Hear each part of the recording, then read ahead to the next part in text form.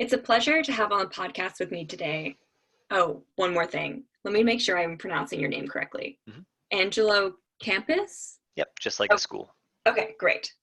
So, again, it's a pleasure to have on the podcast with me today Angelo Campus, founder and CEO of BoxPower. BoxPower is an on and off grid power and resilience startup offering prefabricated solar mini grid kits in shipping containers. They've served clients in disaster relief, rural electrification, medical clinics, utilities, remote agriculture, and off-grid commercial. To date, BoxPower has offset more than 28 million pounds of carbon dioxide and is providing power to over 4,000 individuals and businesses. Angelo has designed 3 generations of BoxPower systems, dedicating himself to expanding energy access since graduating from Princeton in 2016. With that introduction, let's welcome Angelo on the show. Hi, thanks for being here. Before getting to the exciting discussions on BoxPower, I'd love to start with your childhood and your college years, just to get a little bit of background on you. So it'd be great if you could just briefly introduce yourself and tell us, where are you from? Awesome, Julia. Thank you so much for having me. And it's a pleasure to be featured on the Seeds podcast. Again, my name is Angelo, and I'm calling in right now from Grass Valley, California, which is a town east of Sacramento in the foothills of the Sierra Nevada mountains. And I was born and raised here. I think that's something a few entrepreneurs get to say.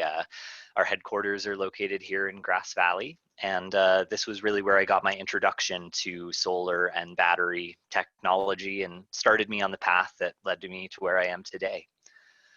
Wonderful. I did not know that you were from Grass Valley originally. That's very cool. Yeah, technically Nevada City, but it's Right. basically sister towns. They're right next to each other. I guess a very brief background into how I got into all of this. I have to go way back to I was homeschooled. I was homeschooled until high school. And so I had a lot of time on my hands. And my father is a building contractor who, starting in the early 90s, was doing solar photovoltaic and battery systems for off-grid, mostly residential customers here in Northern California.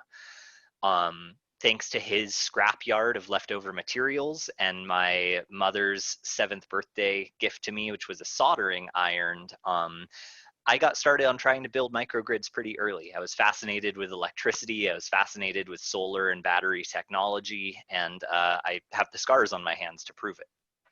Wow, that is definitely a unique 7th birthday present. But that's a really interesting.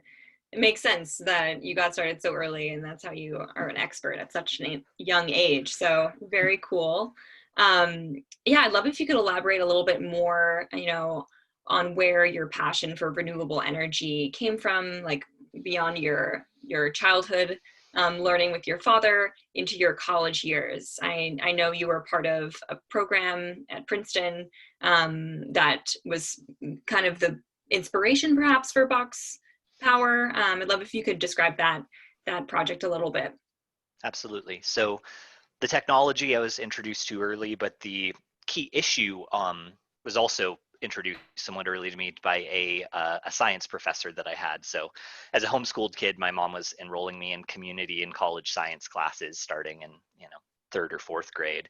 Wow. And I remember very clearly to this day when the science teacher introduced climate change and told us that in our lifetimes we were going to witness, up to 50% of the Earth's biodiversity loss, massive famine, hunger, pandemics, and I guess it was a college-age science class, but it struck me pretty deeply. I was very concerned at 9 years old about the future of our planet and the impact that our carbon emissions had. So I think that was sort of the second catalyst for me. That was definitely both an inspiration and a burden that I sort of carried from a pretty young age.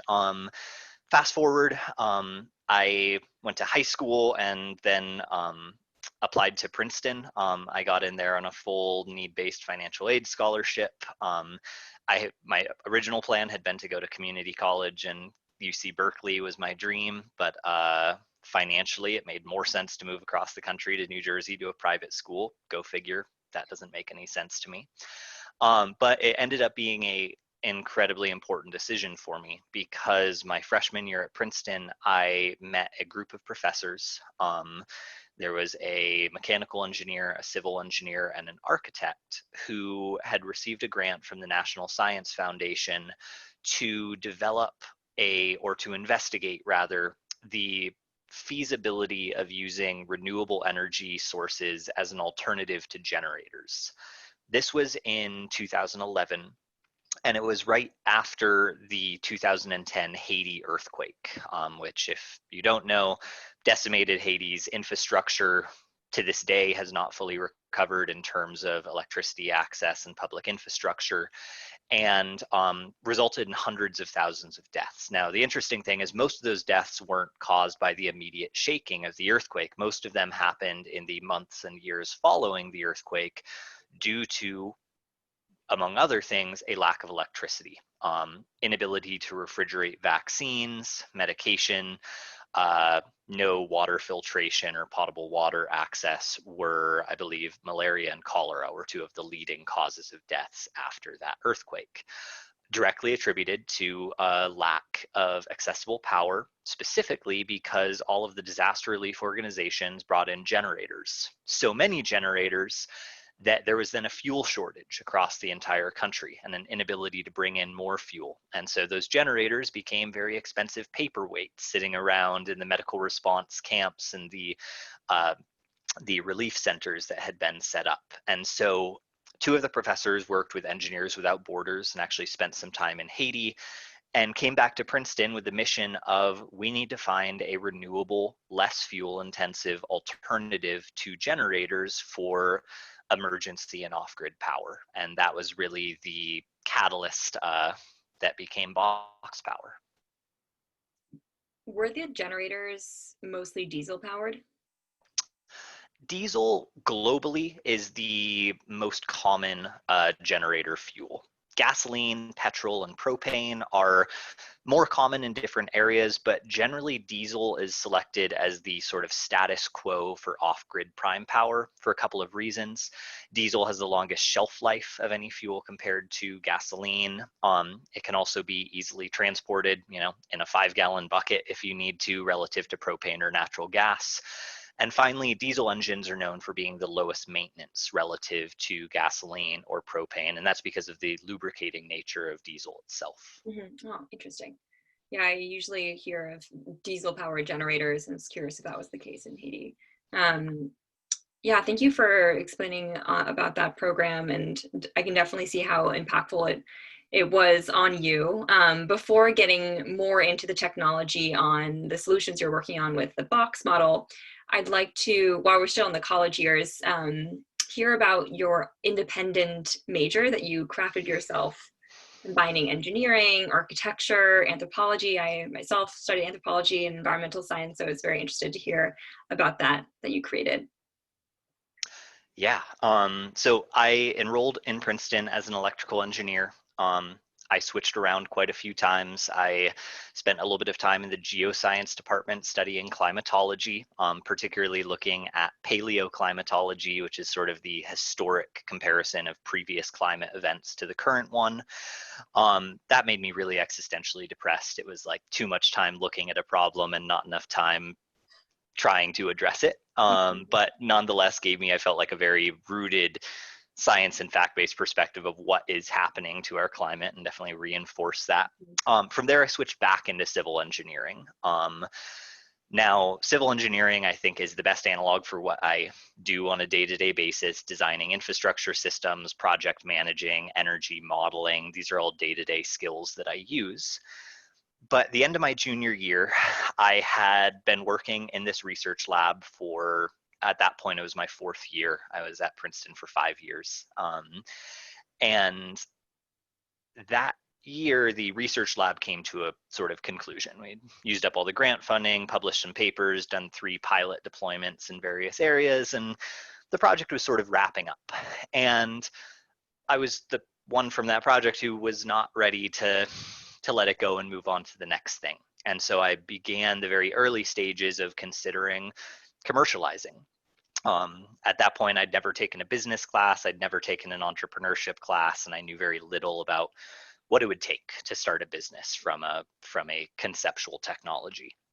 One of the first things I did was I went to my civil engineering department chair and proposed it as the subject of my senior thesis research. I said, hey, I've got this technology, this idea. I think I want to start a company.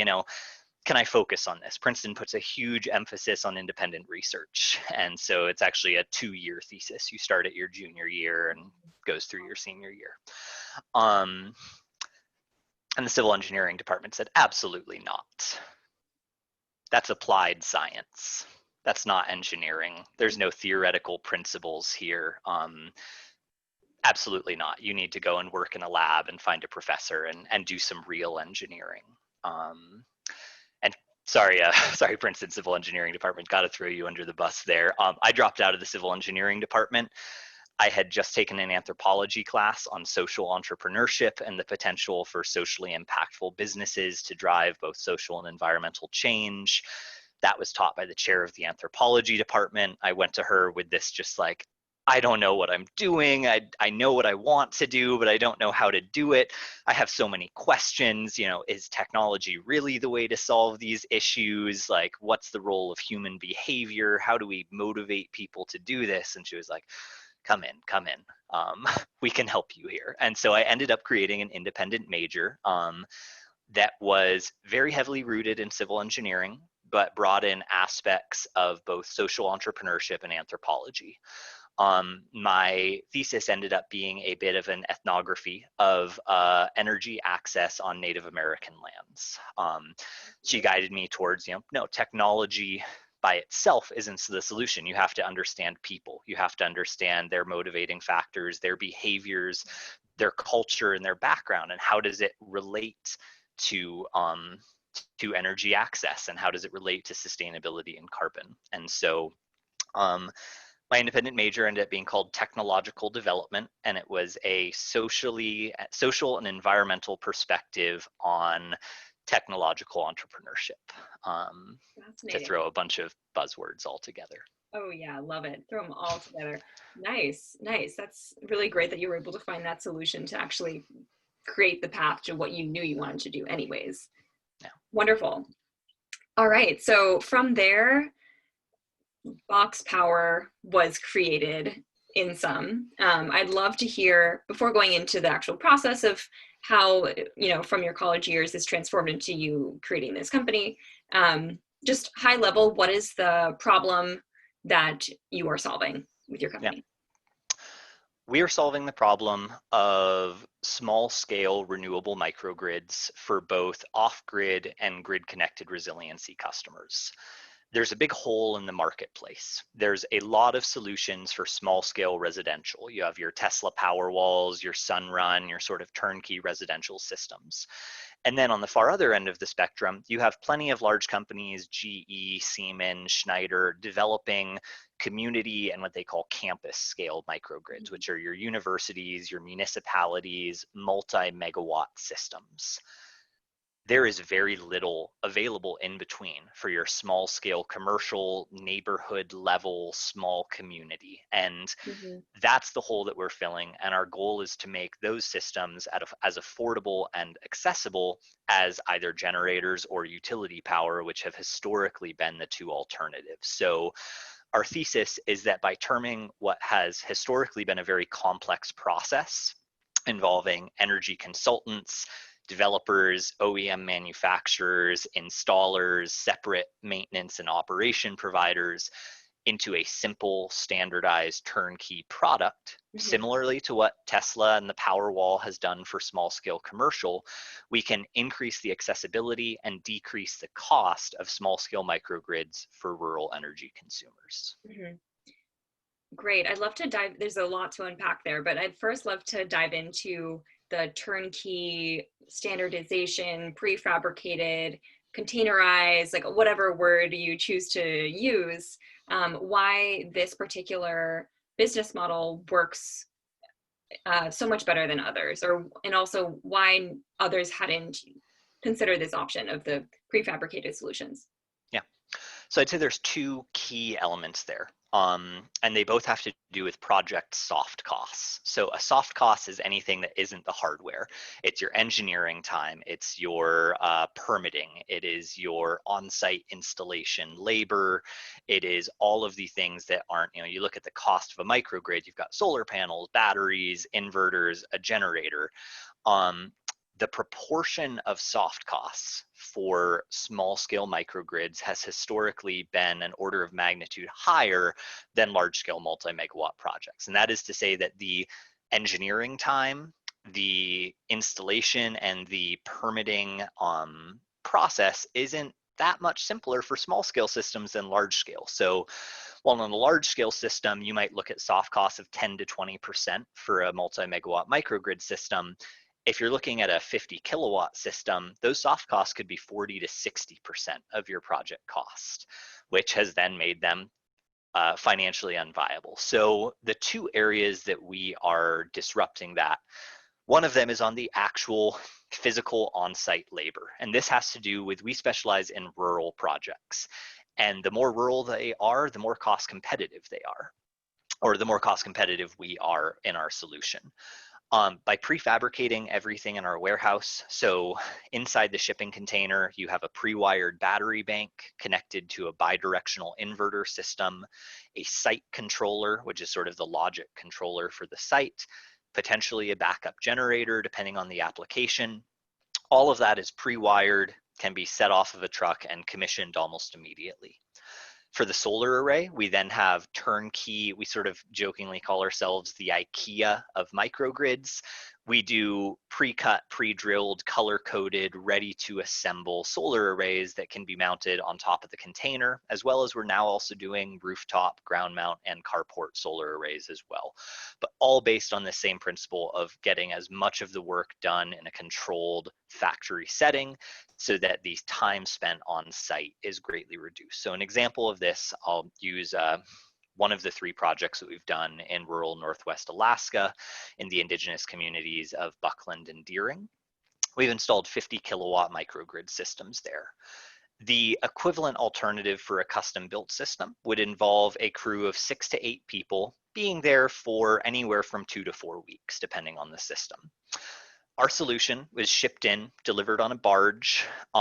We sent 2 of our staff up, and they were there for about 7 days, commissioning 3 of our containerized systems, interconnected. So each one of our boxes is a modular component of itself, and you can link multiple of them together to meet larger needs. And the assembly can be completed by 1 or 2 BoxPower staff plus some locally hired labor. So we're able to significantly reduce those travel, lodging, and remote working costs that a traditional developer would incur. Mm-hmm. Right. So like you said, the labor costs drastically reduced, and also just that it doesn't require any pre-existing infrastructure. So working in remote locations, you said rural, or other places I could imagine where there's just not a lot of energy infrastructure set up already. It requires, like you said, 1 or 2 people maximum. Yeah, that it's very, very clear to me how that is needed in those situations, especially because those are generally communities that are overlooked or don't get adequate access from other energy providers. You mentioned that the more rural the location, the more cost competitive. By that, I understand it to mean that the more rural, the more challenging the infrastructural context, meaning that the solutions must be very modular, prefabricated, and requiring the least O&M, especially because of, maybe difficulty or cost in reaching these locations. Is that what you meant by that phrase? Partially, definitely. What I also mean by that is that traditional microgrid developers get exponentially more expensive the more remote and the more difficult access the site is. For us, the impact of that location, whether or not the project is in California or Northwest Alaska, has less impact on our overall operations and logistics. our shipping cost goes up a little bit, and our travel costs, obviously. But other than that, we aren't having to bring a whole team of laborers out. We aren't having to lodge a whole team there. We actually often set up our containers that we can stay in them on site while we are completing a job. And so it's really that our costs do not scale with the remoteness or the rural location. They're much more sort of flat depending on where the location is, whereas traditional solutions will get much more expensive out there. Another key thing there is our ability to use local labor.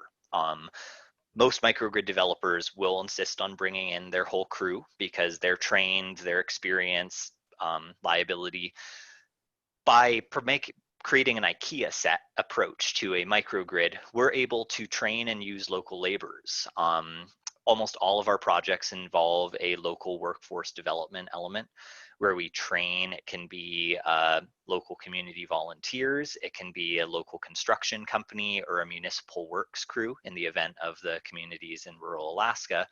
And we train them to install the system, to operate and maintain it, so that when we leave, there is a trained crew there capable of providing the maintenance and operating the system. So I'd say that's key both to our cost savings and also to our social impact, that we believe that coming in as an outside developer, we should be leaving more than a system behind. We should be leaving knowledge and experience and a capability in the future. They might not need us. And I see that as a good thing. Yeah, absolutely. Empowering the local community. I'm wondering how you source projects or how people reach out to you. Yeah. Obviously, we have our web presence and our Google AdWords and our search engine optimization and all that, but our primary source of projects is through relationships and referrals. We often work with energy consultants who are customer advocates looking for solutions for their clients. So that's been a large source of our projects.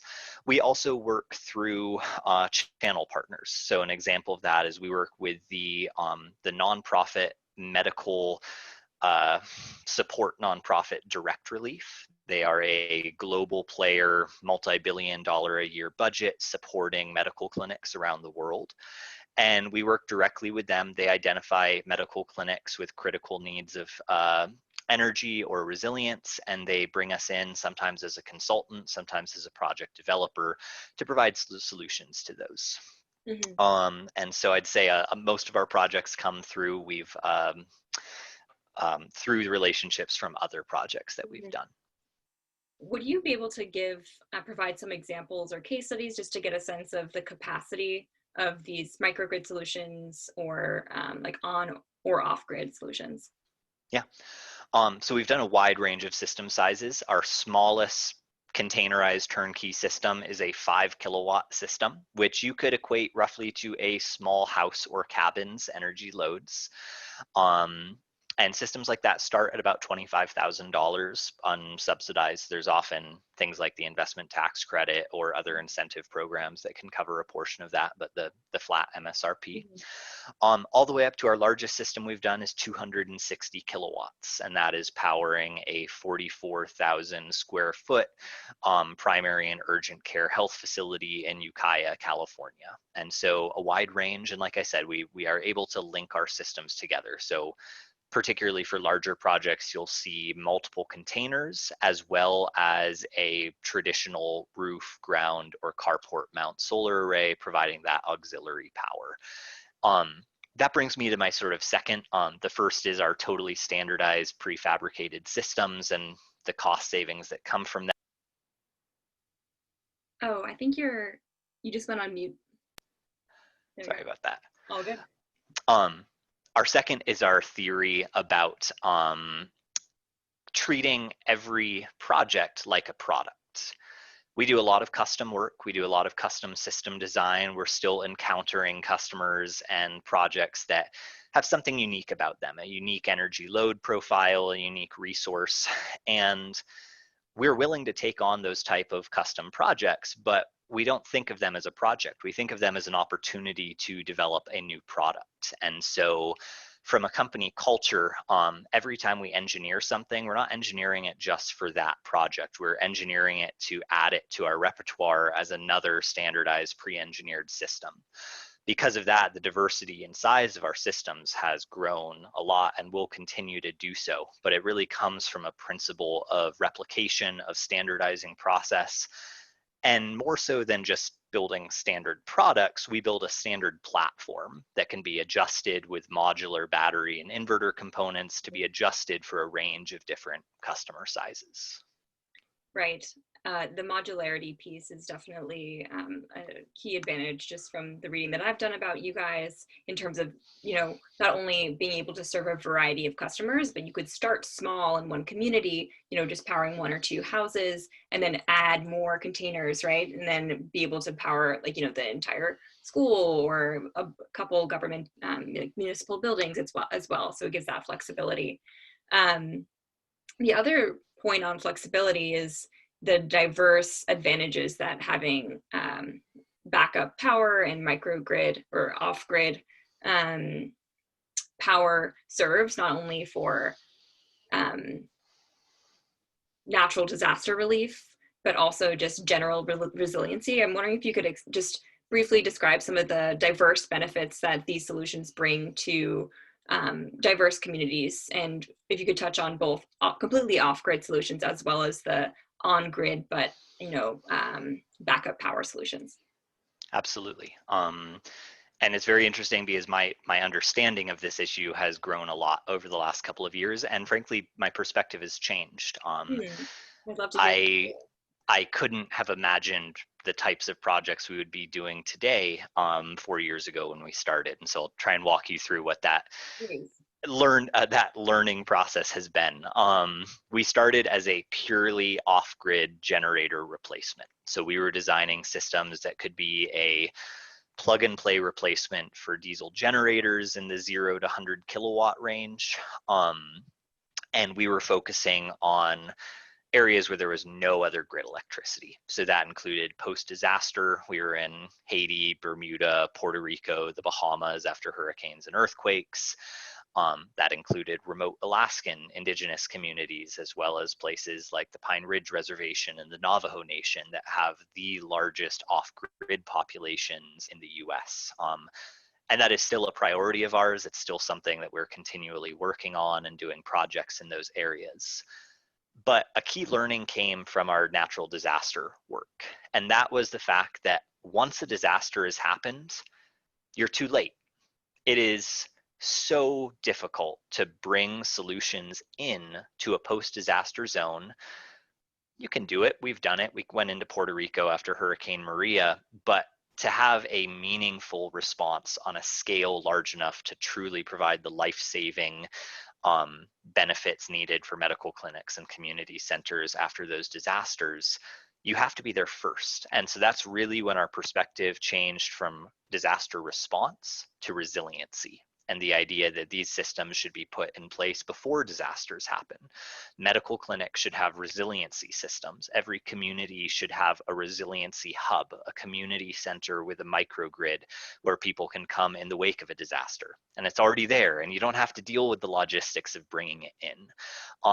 That led us into this idea of grid-connected resiliency systems, and that is for critical customers or critical community members, looking at both the financial and the technical challenges of putting a microgrid in place preemptively, particularly in high-risk zones like the Caribbean or California wildfires. That was really our transition from being a purely off-grid provider to being a grid-connected resiliency provider, doing microgrids that could both operate off-grid. So a disaster happens, the power goes down, the system then functions as an off-grid system. But during the rest of the year, it functions as a grid-connected system, exporting power to the grid, providing peak demand reduction or time of use load shifting to the customer. And so it really dove into this idea of how can we monetize a microgrid when it's not being a microgrid, when it's sitting there not providing resiliency. And so I would say that started in about 2018 for us. About 2 years into this journey, we started doing those types of systems, and those have grown as an increasing proportion over the last 2 years, working particularly with customers like medical clinics and community centers. Mhm. That's fascinating. I'm wondering, like, especially what you were saying with how it's changed, the model has changed in the last 2 or so years. You mentioned that now these systems are able to participate in other programs like demand response or peak demand management. Is that something that BoxPower enables or is actually directly involved in? Yeah, that's something we enable. Okay. So we implement a monitoring and control system that allows the system to participate in those time of use load shifting or peak demand response. Now, in the event of actual demand response, that usually gets aggregated by another energy service company. I And so see. they're the one that's actually controlling the system and Mhm. selling that service to a utility. We're not doing that. We're providing the platform that enables it Mhm. for the customer. Um, I see. That makes sense. Now, as I sort of like, so way back, we thought we were going to be doing pure off grid. Our vision has always been international. There's Mhm. 1.1 billion people around the world without electricity access, over 2 billion without reliable electricity access. We always imagined ourselves working primarily in areas that didn't have any power. Fast forward 2 years, we were then looking at areas that did have power, but the power was unreliable. Places experiencing natural disasters or just low grid quality. Mhm. Something's happened in the last year that has changed my perspective yet again. This year, we've started working with California investor-owned utilities. Um, we have projects now with Liberty Utilities and PG&E Mhm.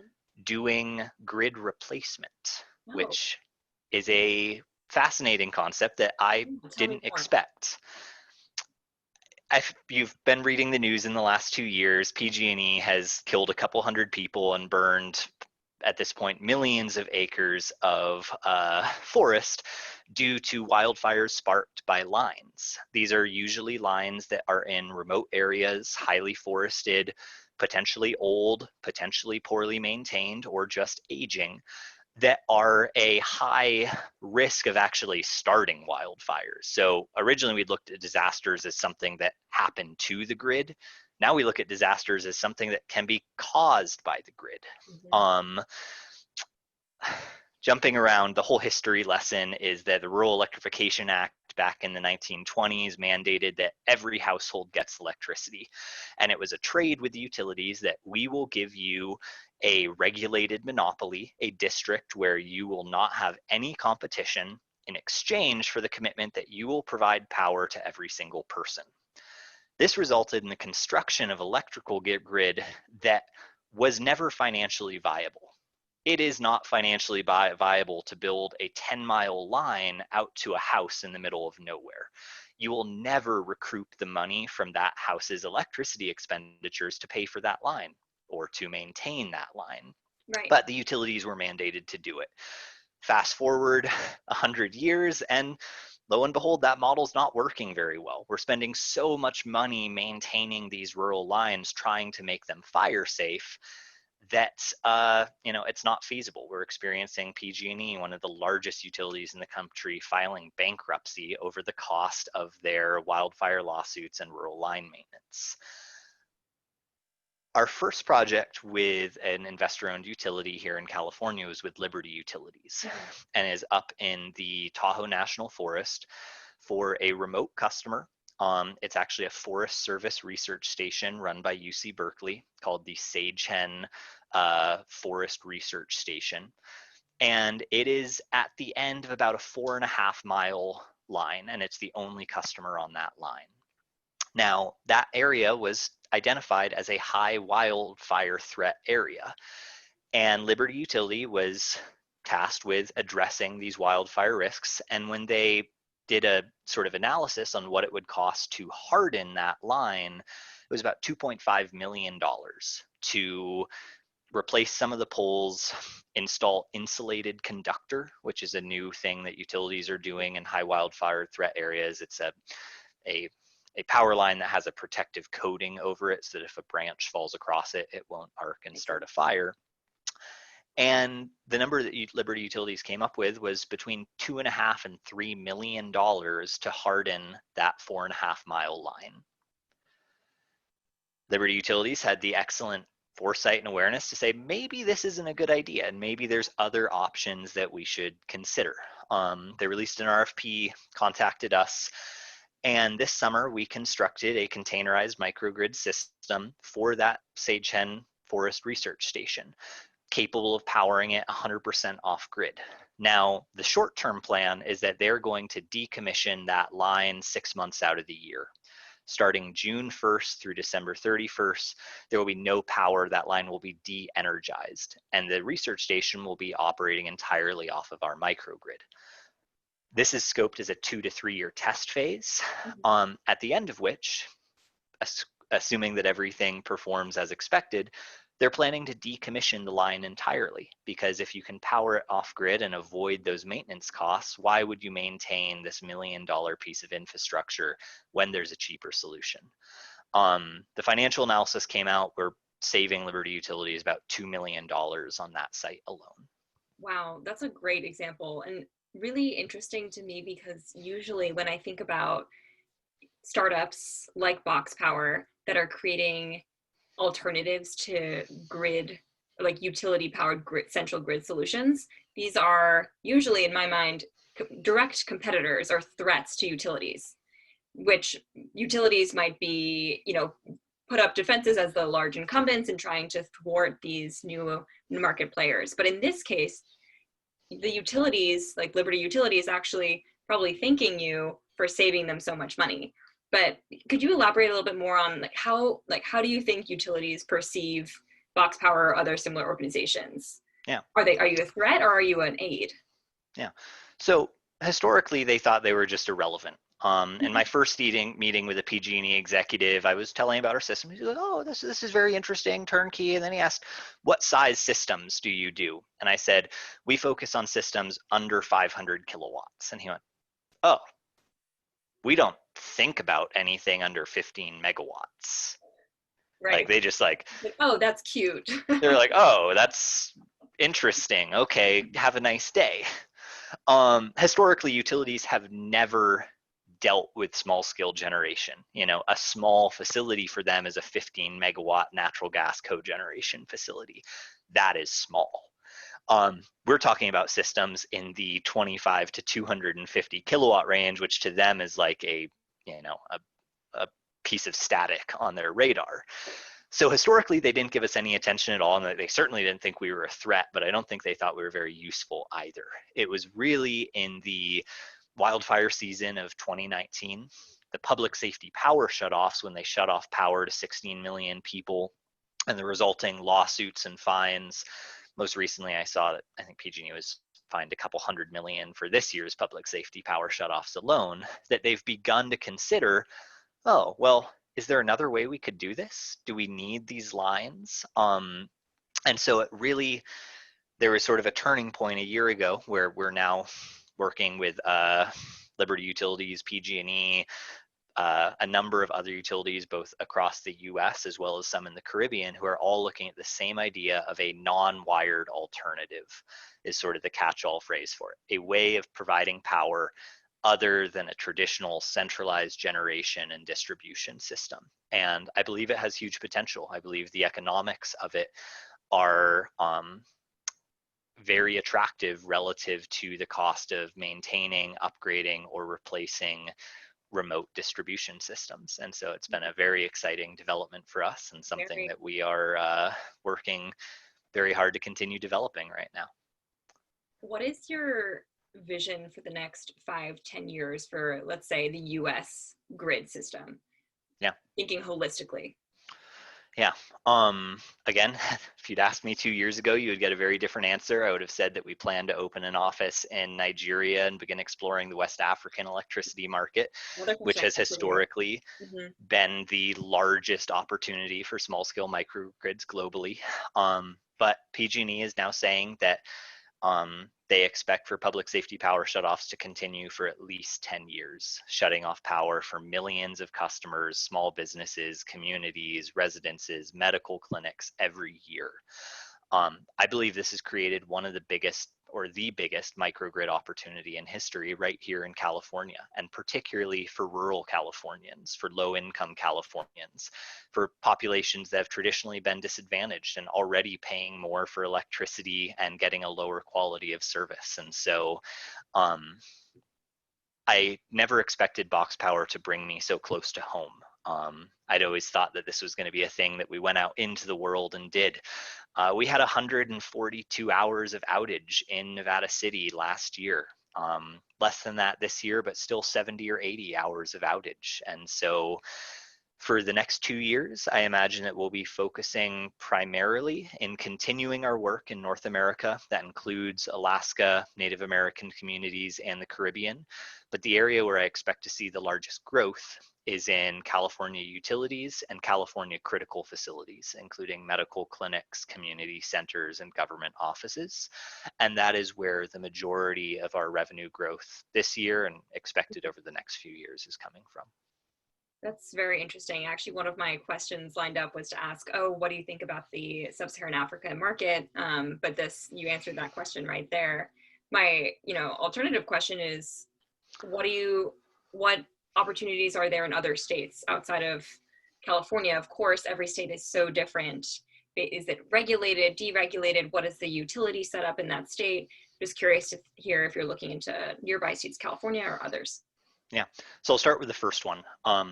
The international market is still the largest global opportunity for microgrids, particularly driven by markets like sub-Saharan Africa, West Africa, and Southeast Asia, have the fastest growing populations, the fastest growing economies, and the lowest penetration of grid infrastructure. That being said, there's a lot of challenges in doing business and developing projects there. Availability of financing, regulatory, international trade, make it a challenging and risky place to do business. Something else that was very eye-opening to me, around this time last year, I was in first Kenya and then Cote d'Ivoire, Nigeria, for a series of conferences and meetings with the rural electrification players there.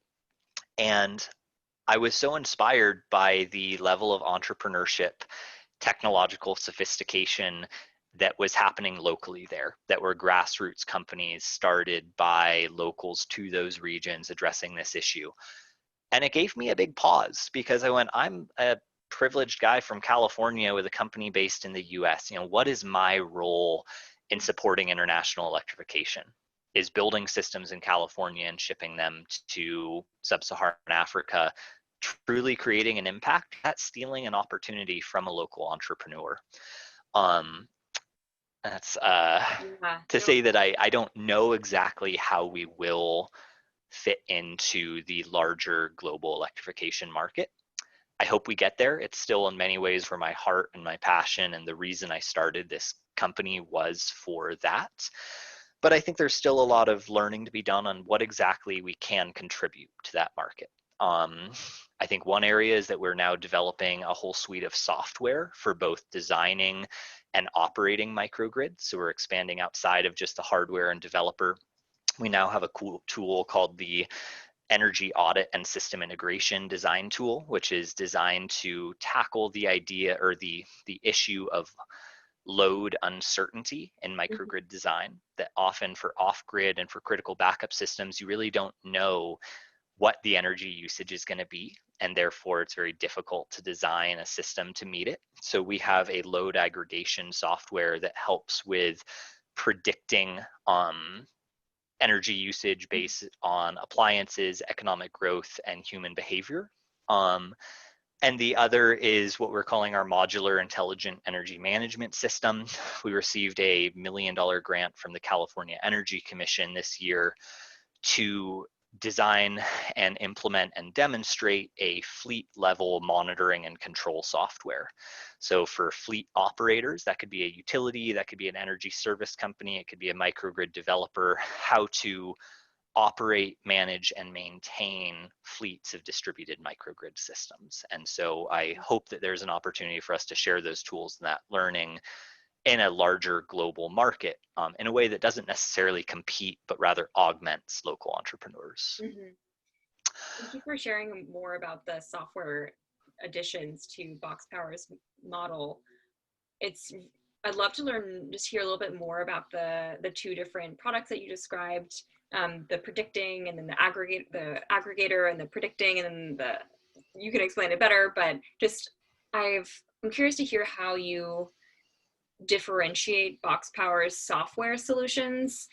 This is a space that I find is somewhat crowded in terms of like predictive forecasting and like a data platform for aggregating lots of information across systems. So maybe you could just dive into a little bit deeper on that front.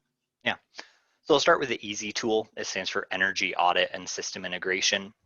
There's a lot of tools out there for modeling microgrids and loads. And many that I'm a fan of. We use Homer, we use Energy Toolbase. There are great tools out there, but those tools were created for people like me. They're created for people with engineering degrees who nerd out on energy systems and energy modeling. And they were also built for projects where you knew what the energy load was going to be, where you had an 8760 hourly load profile to input and then optimize around. What we've encountered in the market is that for off-grid and for critical backup resiliency systems, that data never exists. At the best for off-grid, you have fuel usage, maybe on a monthly or a weekly basis. That doesn't tell you what your hourly load profile is, and that doesn't tell you what ratio of inverter to battery capacity you need. For a grid-connected resiliency system, they might have a utility bill, and they might even have an 8760 data set for their total facility energy consumption. But they probably can't afford to back up their entire building for the duration of time that they need. And they might know what appliances within their subset, or what subset of appliances within their total energy usage they want to power, but they don't know how big a system they need to power just those appliances. And so what we've done is, one, created a tool that is really geared towards facility managers to input data about their facility, about their appliances, their energy usage, and the behavioral patterns of the facility. What hours is it open? How many patients do they see a day? A lot of this has been geared towards medical clinics, to allow them to build what we call a synthetic load profile for a critical backup system. So we call it a load disaggregation tool because it starts by looking at their total energy usage when available, then looks at what subset of all of their facility or all of their appliances they are planning on powering, and then builds a load profile and then optimizes a system to that. And it's all meant and designed to be actually input by the facility manager, not by an engineer, not by a consultant. And so that's the easy tool. Right. Before you go on to the next one, what, for these particular, let's say a medical case study where the customer is a facility manager, what percentage of the energy usage of that facility is renewable if they're still connected to the grid, but they have the backup power system, if you were to estimate? Yeah, it varies. We often are targeting a 60 to 80% renewable penetration on an annual basis, and that is for their entire facility load. The critical backup portion is often, if you look at the total facility's energy consumption, anywhere from 30 to 50% of their total load goes to critical backup loads.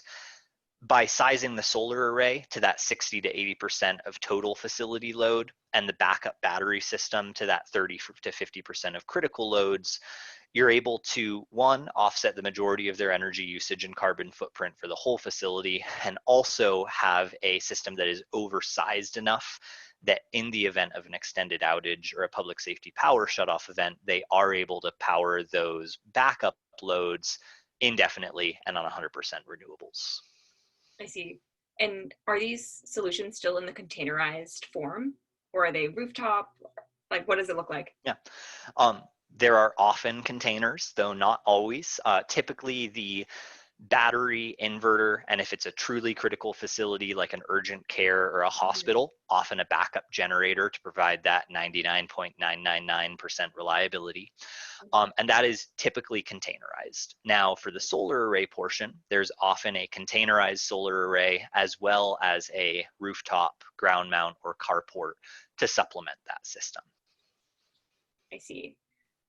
Thanks for going deeper into that. I'm just nerding out completely on the technology bits of this. I have a bunch of other questions I want to make sure that we get to, but before moving on to kind of zooming out on your personal experience, the team, et cetera, was there anything else that you wanted to, that we missed or you're brimming to say about the technology side of it? No, I think that covers it. Yeah. Fantastic. There's so much nuance that I'm sure we could go on for hours, but I'd love to hear about your team and your personal journey. Like, what challenges have you faced over the last couple of years? And, you know, being an entrepreneur, what have you learned? Yeah, wow, that's a big question. Yeah, feel free to start wherever you'd like. Yeah,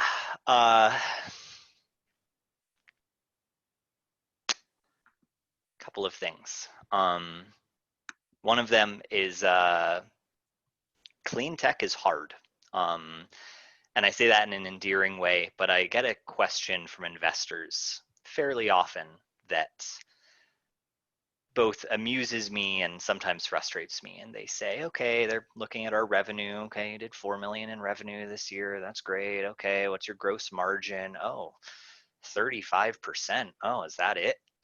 You know, software companies can get 90% gross margin. Wouldn't you make more money if you were doing software? And I said, yeah. And they go, well, wouldn't that be a less risky play or a faster growth strategy? I go, yes. They go, well, then why would we invest in you when we could go and invest in a software as a service company with 90% growth margins and 10-year year-over-year growth? And my only response to that is, well, if that's your only priority, that's what you should go do, because I'm not going to compete with that, and I'm not here to compete with that. We are profitable, we are growing, but if my only goal was to make money, I wouldn't be starting a rural electrification clean tech hardware company serving low income and underserved communities. The whole idea of a social impact company right now, there is no clear definition of what that means. And there we have a whole network of impact investors, and none of them know what that means either.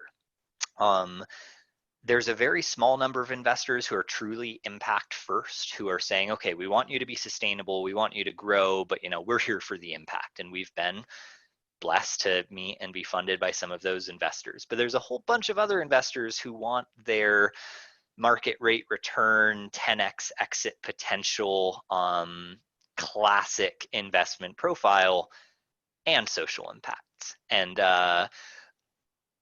it's an interesting cognitive dissonance, particularly now, especially at the point that we are profitable, we are growing, we are meeting some of those metrics. It's been very interesting to define ourselves relative to the investment world and the whole funding landscape of who understands not only the difference between creating infrastructure and creating software and services, and also the different return profile as that grows. All of that sort of goes back around to what I've learned as an entrepreneur, is that if you're going to do something as challenging as start a company, as particularly if it's in the social impact or the clean tech space, you better be motivated by something other than money, because there's easier ways to make money out there. And I think that's a really interesting mentality that no one told me when I was starting. No one told me when I was creating a company that, hey, do you know that this is going to be a long, hard road? And so to any entrepreneurs out there, it'd be like, if your heart is in it, your heart and your internal motivations will carry you through challenges that otherwise would stop you. And so I think that if I look at like what's been the most important driver in getting us to where we are, is that we have a team, and it's not just me. We have a team of 19 full-time people. I have 2 wonderful co-founders, all of whom who are in this for reasons greater than themselves. We have a climate crisis. Like, people talk about like it's some existential, oh, climate change. It's like, no, in our lifetime, we are going to see famine. We're already seeing pandemics, mass extinction. That has to be worth something. And that has to be a factor in our decisions, particularly if you're coming from a privileged background, an educated background, like you have to be willing to put something into that. And I just rambled a bit, but that's something that's been on my mind a lot. Absolutely. I really hear you. And I think it's a really big issue in the financing space. The particular problem that you spoke of these really high impact, especially hardware companies are so important, but the way that especially like VC or other types of finance, like investment models work, they require certain returns continuum over a very short time period. And so be it policy or, you know, other incentives for, or even just standards to define what impact investing really means, there's definitely a lot of room to grow there, to catch up with all the great work that people are doing and to actually get them financed. Yeah, you could go join another software, become exclusively software, but then who's going to be doing the hardware solutions for the indigenous communities, for the people, for the medical centers, et cetera. So it's fantastic that you're doing this work. And I'm so inspired to hear your personal motivation and your team's, you know, collective drive on this front. So that's why I bring people like you on the podcast. Well, thank you. And actually, so the second thing, first one, check your own motivations, and you better be in it for something other than material wealth, because I don't think that's the strongest motivation out there. And the second one is just how important relationships have been to this whole process. And I think back to like my first entrepreneurship classes, and they were drilling us on business model and what is your thesis and what is your disruption and all of these sort of like mechanic-y buzzwords. Those are important. They've played a part, but like the things that have grown this company and the things that have allowed it to succeed and continue to grow have all been relationships. Relationships with mentors, the people who from very early on, for no personal gain whatsoever, were willing to dedicate their time, make introductions, provide mentoring. You know, the number of people who have helped along the way astounds me. With customers, the majority of our customers come from customers who were happy, who felt like we treated them with respect, who delivered, and who, you know, most of our customers, a lot of them feel like friends. You know, they text me, I text them, check in, and that's led to more projects, and that's led to more growth. And then the relationships within the company, and, you know, acknowledging that every company is a group of people who are all going through their own journey and their own growth and their own, you know, a lot of ways me and my co-founders feel like we're all just sort of growing up together. We're entered into this crazy journey, and but all the way down to, you know, the most recent hires of people's willingness to sign on for a vision, to commit themselves to something. It's not about your disruption. It's not about your 5-year growth plan. It's about a team. It's about a group of people, and it's about a shared vision. And I think if I went back and if I were ever to teach entrepreneurship or to give advice to companies starting, is like, surround yourself by good people, build strong relationships, maintain them, and treat them right, because those are the things that will float you through situations that no amount of strategy, no amount of advice, and no amount of experience can. Mm-hmm. Yeah, who knows? Maybe one day you will be teaching entrepreneurs that lesson. But that's really great advice. There's so much to take away there on the teams, and also, like, an earlier point really struck home for me is, especially like us coming from privileged backgrounds, we have to ask ourselves, okay, I'm in a position to do something that is more risky perhaps, and, you know, not necessarily go down the well-trodden path of financial success and whatever that means in one's community, but really ask yourself, what does that mean to you personally? Yeah, so I'm sure our listeners will this will inspire them to take some time to reflect and I know I will too. So thank you so much, Angelo. We had a wonderful conversation here, and I learned so much and feel really inspired. So thank you so much for being on the Seeds. It's a real pleasure to have you. Thank you so much, Julia. It's been a pleasure speaking. To the listeners, thank you. Go out and make the world a better place, and feel free to reach out. You can find us at www.boxpower.io, on LinkedIn, Facebook, all the social medias. And if there's a way we can help you, please don't hesitate to reach out. Wonderful.